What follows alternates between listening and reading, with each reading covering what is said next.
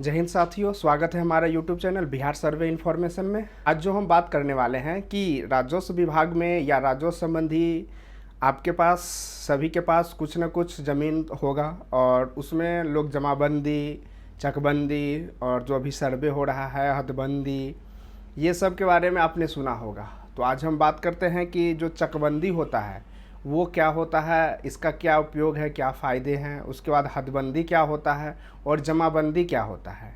मतलब बात करेंगे कि इस तीनों में एक दूसरे में क्या अंतर है, तीनों एक ही शब्द होता है या सब में अलग अलग अंतर होता है। तो आइए सबसे पहले हम बात करते हैं कि चकबंदी।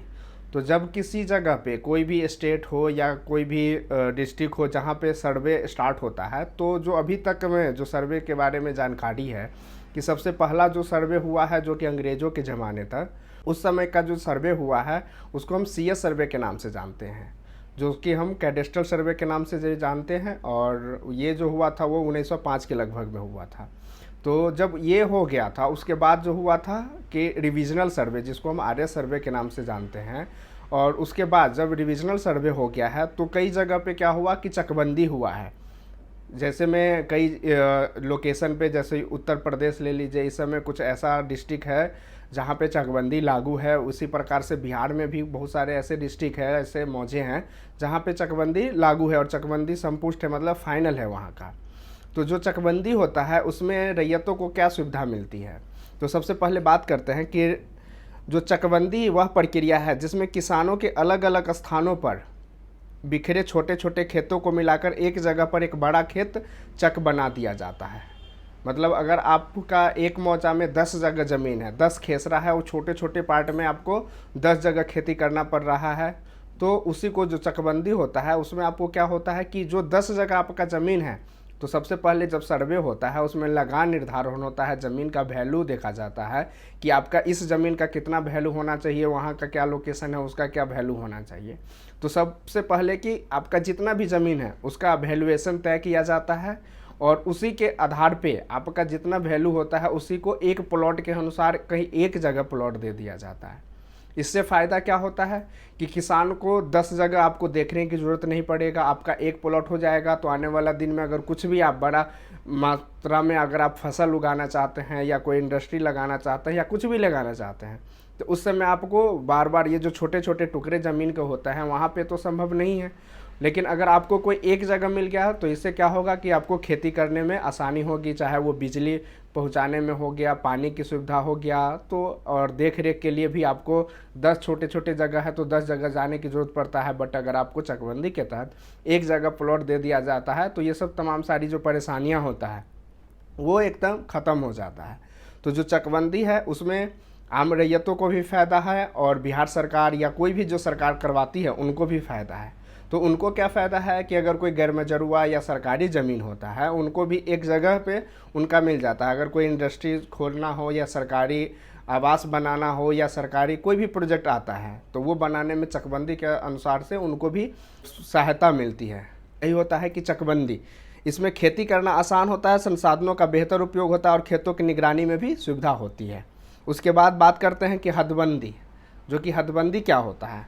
तो हदबंदी का मतलब है किसी भूमि या खेत की सीमाओं का निर्धारण और चिन्हांकन करना। जैसे मान के चलिए कोई आपका प्लॉट है, आपका कोई खेसरा है जिस पे नक्शा में आपका दिखाया गया है कि ये खेसरा है, तो उसका जो बाउंड्री होता है उसी को भू हदबंदी, भू हदबंदी मतलब जो भूमि है उसका बंदी करना, आपका जो सीमांकन कहते हैं वो भू हदबंदी होता है। इसका मुख्य उद्देश्य यह तय करना है कि किसका खेत कहाँ तक है ताकि सीमा संबंधी विवाद ना हो। इसमें हो गया कि अगर आपने 10 खेसरा ले लिया है तो आपका जो खेसरा है उसका जो लास्ट सीमा है वो कहाँ तक गया हुआ है और उसका जो आपका सीमांकन करते हैं, तो इससे क्या होगा कि वाद विवाद, कोई आदमी कहता है कि 1 डेग आगे मेरा है, 1 फीट आगे पीछे, ऐसे तो उसी में विवाद होता है। तो भू हदबंदी की तरह उनका जो है सीमा का निर्धारण किया जाता है। कोई भी खेसरा हो, चाहे अगर आपका 1 खेसरा हो, 10 खेसरा हो या उससे भी ज़्यादा खेसरा हो, उस सब का निर्धारण होता है सीमा, तो वो होता है हदबंदी। हदबंदी कानून भूमि के स्वामित्व की अधिकतम सीमा भी तय करती है जिससे कोई व्यक्ति या परिवार तय सीमा से ज़्यादा जमीन न रख सके। भू हदबंदी के तहत में होता है कि आपको आपका जो कृषि योग्य कितना भूमि रख सकते हैं और सिंचित कितना रख सकते हैं, तो इसका भी निर्धारण होता है और वो सरकार तय करती है। और जो सरकार आपको चेक भी करती है कि इनके पास कहीं ऐसा नहीं है कि ज़्यादा ज़मीन है।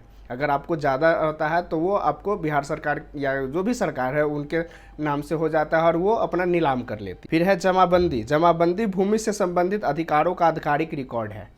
जो जमाबंदी पंजी होता है, जिसको रजिस्टर 2 के भी नाम से जानते हैं, तो जब ऑनलाइन आप जमाबंदी चेक करते हैं तो देखेंगे कि उसमें जो है स्वामित्व जिनके नाम से रसीद कटा हुआ है या आपके नाम से केवाला खतियान जो भी है वो स्वामित्व का उसमें डिटेल रहता है।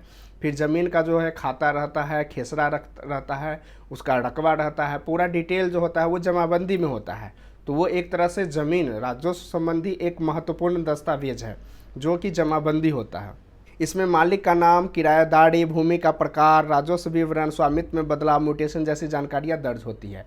जैसे मान के चलिए रजिस्टर 2 जो होता है उसमें अगर आपके नाम से जमाबंदी कायम है 1 एकड़ का, तो इसका मतलब है कि आप 1 एकड़ के मालिक हैं। उसमें अगर आपने 10 जगह ज़मीन खरीद बिक्री किया है तो उसका पूरा ब्यौरा जो जोड़ घटाव होता है कि इस जमाबंदी में इतना चला गया तो आपका शेष इतना बचा है, उसमें आपका डीड नंबर रहता है, फिर आपका कितना लगान आपने पे किया है वो पूरा डिटेल रहता है। तो ये तमाम सारी जानकारी जो है वो जमाबंदी पंजी में रहता है। यह दस्तावेज भूमि के स्वामित्व का प्रमाण होता है और खरीद फरोख्त या अन्य कानूनी कार्रवाई में ज़रूरी होता है। मतलब जब भी अगर आप ज़मीन खरीदने जाते हैं या बेचने जाते हैं तो उस समय आपको जमाबंदी पंजी या जमाबंदी जो आप ये लगान जो हम लोग पे करते हैं, हम लोग राजस्व लगान रसीद पे करते हैं, तो वो आपका दिखाना पड़ता है, तभी खरीद बिक्री आप कर सकते हैं। तो आशा करते हैं आज का वीडियो में आपको भूहदबंदी, जमाबंदी और चकबंदी से संबंधित आपको जानकारी मिल गई होगी। और भी ऐसे ही ज़मीन से रिलेटेड वीडियो देखने के लिए हमारे चैनल से जुड़े रहें। वीडियो देखने के लिए धन्यवाद।